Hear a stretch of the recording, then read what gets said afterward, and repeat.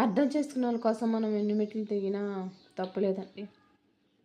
కానీ అర్థం చేసుకునే వాళ్ళ కోసం దిగామనుకో దిగజారిపోయేలా కనిపిస్తున్నాం. సో ఎవడు బాధ వాడిది, ఎవడి కష్టం వాడిది, ఎవడి నమ్మకం వాడిది, ఎవడి జీవితం వాళ్ళది. సో ఎవరి గురించి ఎవరు మనం చెప్పకూడదు. ఒక మంచి మాట చెప్తే అది 10 విధాలుగా పోతుందన్నమాట. చెడుగా అనిపించవచ్చు కొన్ని మాటలు. వాళ్ళంతటా వాళ్ళు తెలుసుకొని వాళ్ళంతటా వాళ్ళు లైఫ్లో బాగుపడితేనే అది జీవితం అనేది సక్సెస్ అవుతుందన్నమాట.